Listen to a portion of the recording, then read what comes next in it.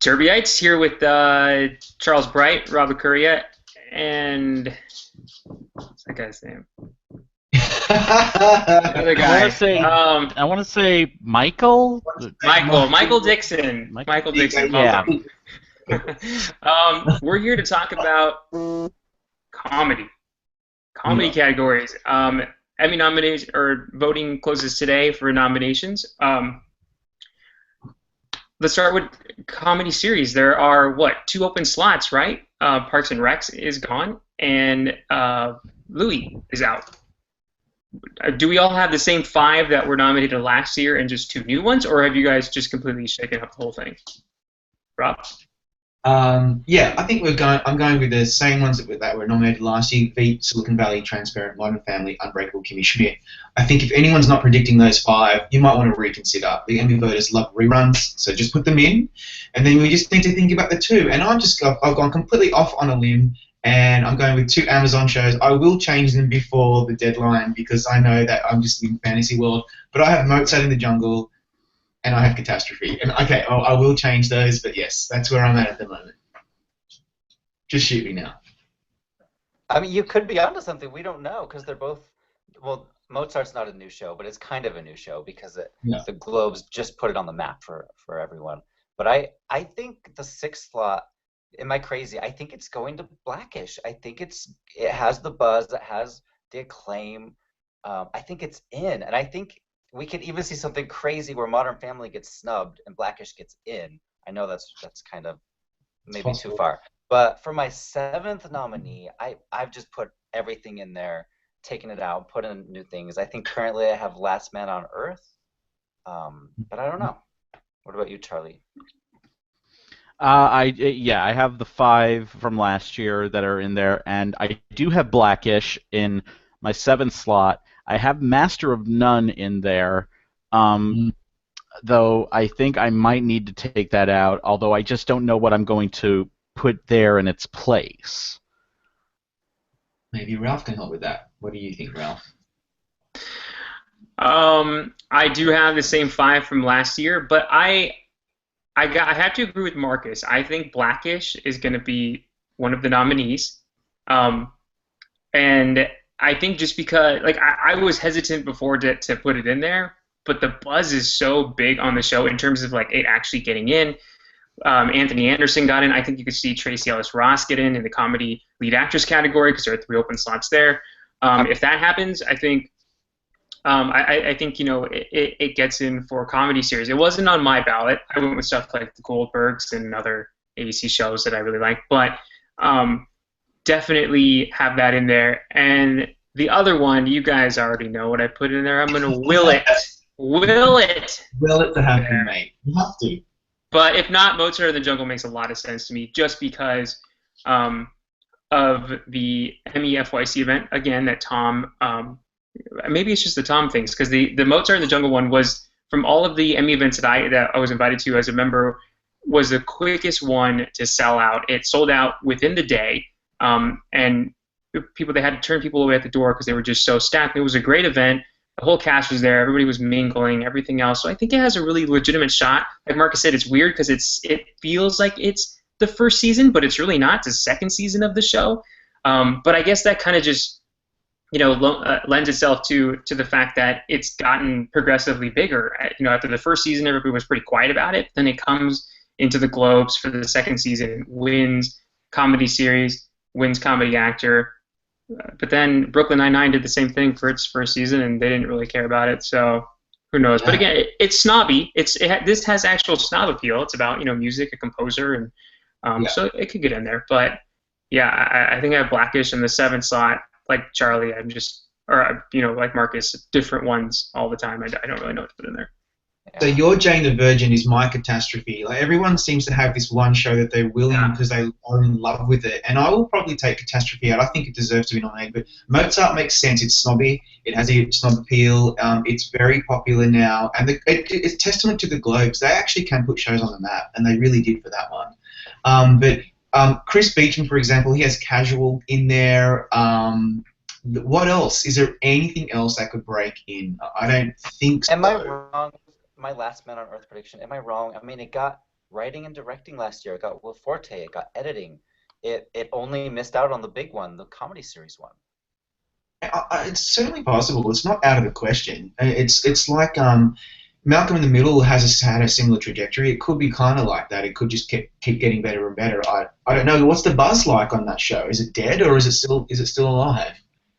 Still alive, yeah.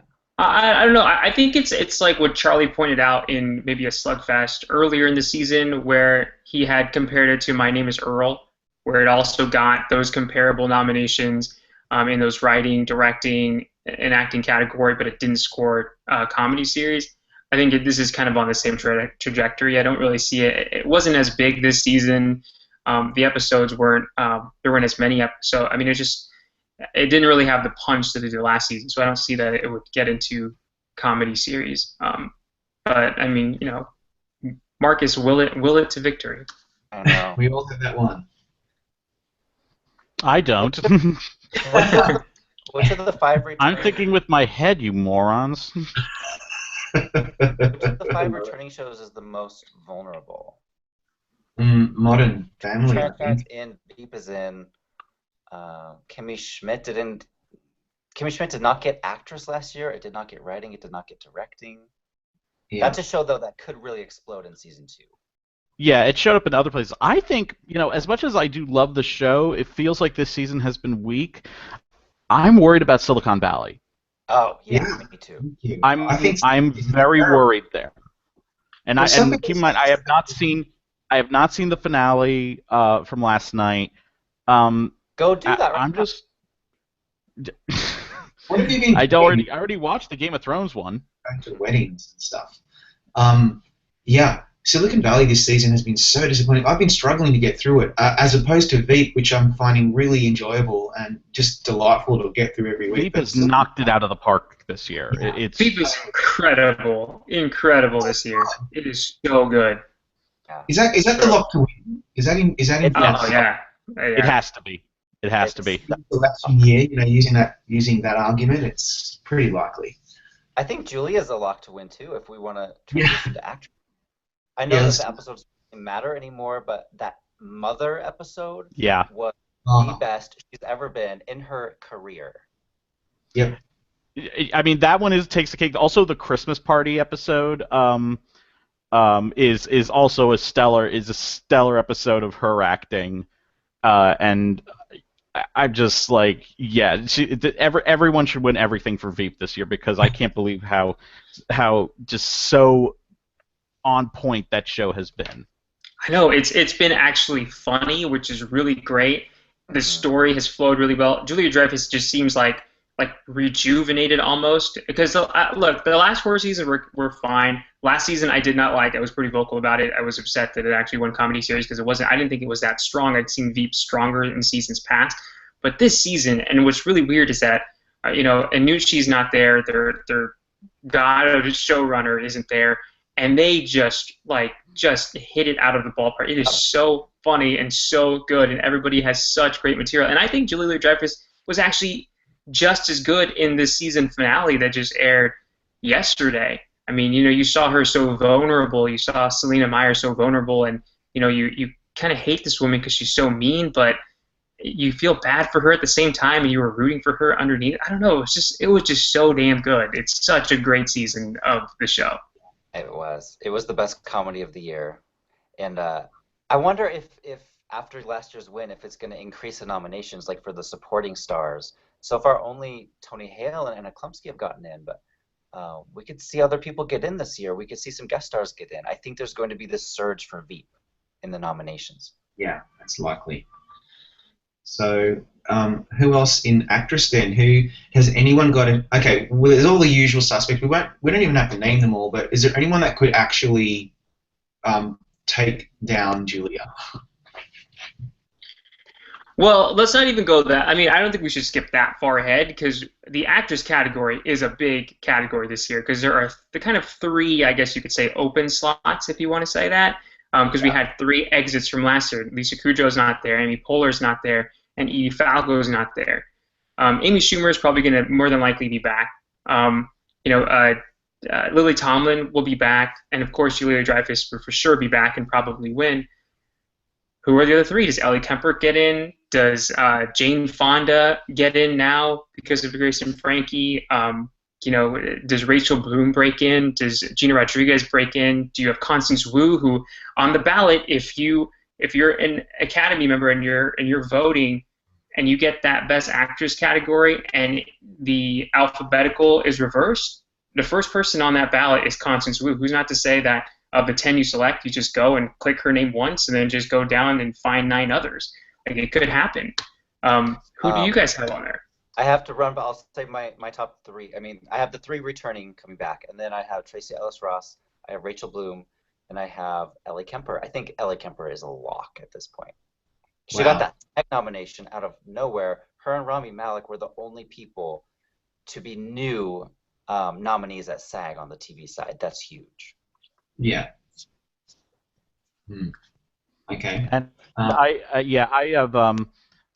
have let me see. I got Ellie in there. I have Melissa McCarthy back in there because I don't know. I just think that might that could happen. And this one I do have one that I'm willing to happen. I have Aya Cash for You're the Worst, though I may very well take her out and put in something more sensible. Yeah, I have all those names as well. I think Melissa McCarthy is a bigger threat than many people are willing to believe. I think Rachel Bloom is a really good shot. Gina Rodriguez as well. I'm still hesitant because of her ridiculous, inexplicable snub last year. I just think if once they've done it, they'll do it again. Hopefully not. And Jane Fonda as well. But yeah, there's not that many other names that I can think of. Constance Wu, she's had a pretty breakout year though as well. So. Yeah, I don't think that's out of the question. Yeah, my other 3 are I have Constance Wu in there. I've got Gina Rodriguez in there. A lot of it because of the alphabetical thing, and I actually have Jamie Lee Curtis in there. I know I made the argument that she could win the Globe last time to you guys, but if you're going alphabetical and you've got Curtis C up at the top, she's still part of acting royalty. She's a Golden Globe winner. She's Scream Queens wasn't great by any means, but still she was kind of a standout. It's her kind of back to Hollywood, back into the spotlight type of here I am again showcase. So I think she's got a good shot to get in there. And like we said, Emmy voters like to go with the familiar and what they know.